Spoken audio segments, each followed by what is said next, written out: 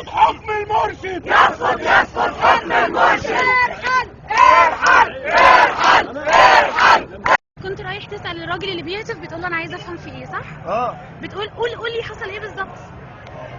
قال لي ما تعرفش، يسقط حكم المرشد. إيه؟ قول انت رايح تسأله تقول له انا عايز فهمني. اعرف فيه ايه. ايوه ايه في ايه، انتوا ايه واحنا مين ودول ايه ودول ايه.